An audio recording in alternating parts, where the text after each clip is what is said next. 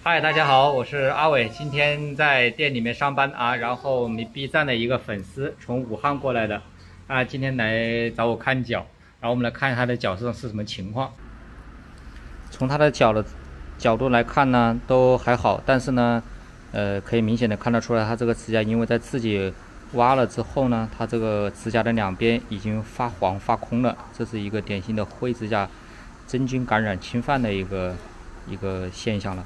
然后呢，它这个右脚的内侧这个指甲已经开始有卷曲，已经有点疼痛的感觉了。那么今天呢，我们就需要把它这个两边全部挖空，挖空了之后呢，再紧接着做一个 BS 的一个矫正，让它长出来是好的。然后每天在家里面涂抹这个杀菌的一个抑菌的产品，让它长出来的是健康的指甲。然后它左脚的指甲呢还算是正常，但是以后修剪的话就不能修剪狠了，只能平着剪。如果剪狠了之后，它长出来也是喜欢往里面挖着长。然后脚上还有一个脚气的一个现象，跟它这个经常出差也有关系。好，我们来修剪。对对对，知道。这个地方走路疼不疼呢？这个地方走路疼不疼？不是，这是因为我之前，有1个月不在武汉，在外地那边深圳，我一直穿着拖鞋的。就长起来了。对。我也是这个地方长茧，然后穿皮鞋的时候这里特别疼。我有一次在北京出差的时候啊，穿皮鞋去走路啊，疼死我了。我走到一个北京布鞋店买了一双布鞋穿，后来我一想，第二天要爬长城受不了。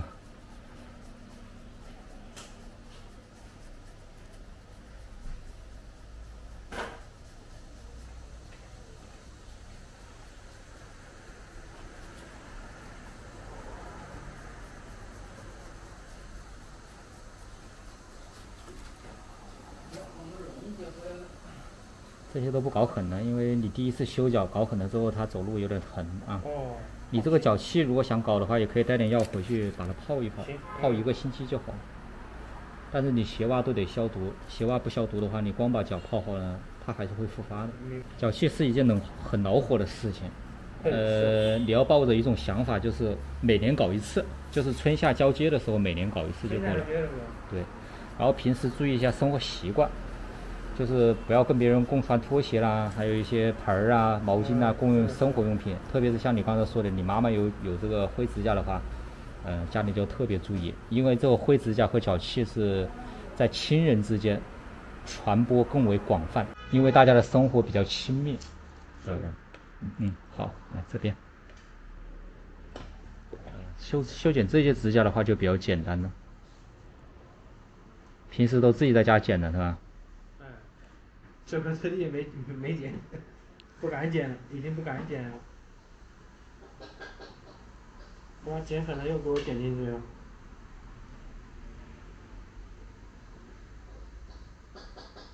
只要不留太长就行，像你这种也行，因为好多人的甲沟炎都是挖狠了，导致他这个指甲长进去了。我是强迫症，总是我喜欢往里搞，越搞越里面，搞不进去了，发现出事儿了。把它放这里。你从这里一个角度过来。OK。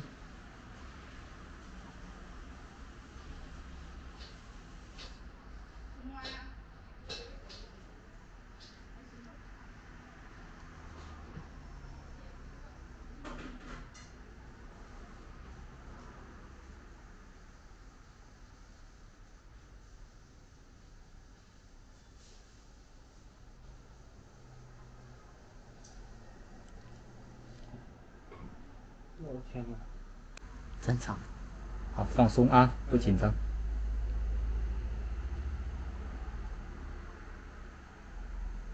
因为正常的指甲不可能修得这么狠，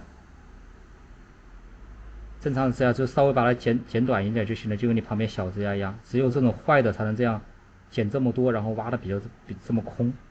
但是如果你要是搞灰指甲，就必须得挖空，不挖空不把这个坏的给挖空的话，你涂抹任何的东西它都不能渗透进去。把这个门关一下。好，这边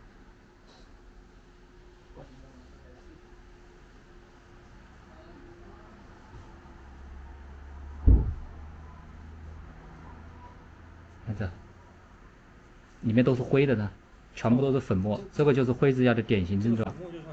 对对对，正常的是透明的、坚硬的，所以你说你来的还比较早，还比较重视它。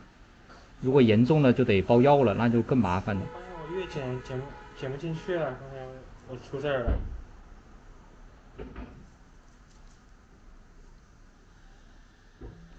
你这个灰指甲好，大概也得3、4个月啊，就跟你这个是基本上同期了。然后，你说什么？我说你这个灰指甲长好的话，也得3到4个月。哎，没问题。就跟跟那个甲沟炎的这个是矫正的话是同期了，就基本上1个月来一次，修一次就行了。OK。不疼吧？现在目前为止不疼。好，修好了。这就完了。对。哦。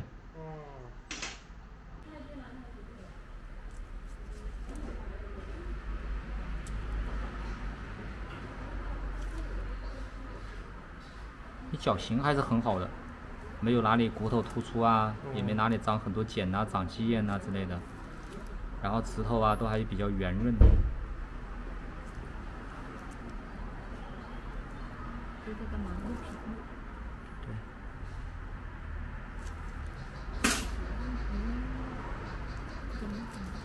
啊，像这种的话就不要两头不要挖。挖不好看还会坑。像这边，这个就可以把它那个，就不需要往里面挖就可以把它垫一垫。哦，那这个。这两边就可以垫一垫。你看这边就正常的的。嗯。很正常。啊，我就没有给你留什么尖尖角角的东西。这边很好，就是这边啊，这两边。B 站粉丝。我一看就是什么粉丝啊 ？B 站。我B站刷了他视频啊。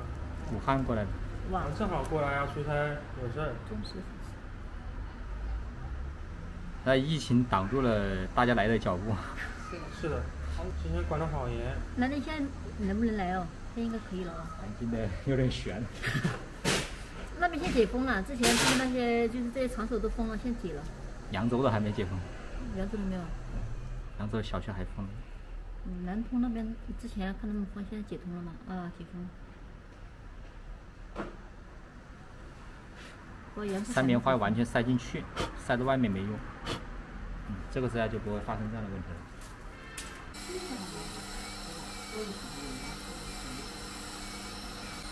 给我拿个标贴过来。本来3个月前就想来了，结果那疫情一把，不敢走了。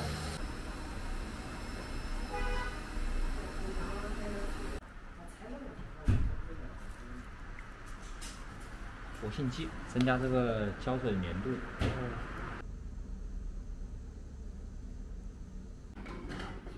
好，现在已经把这个 BS 的贴片给做好了，然后看着很薄，不碍事儿，这个也不影响洗澡啊、生活之类的。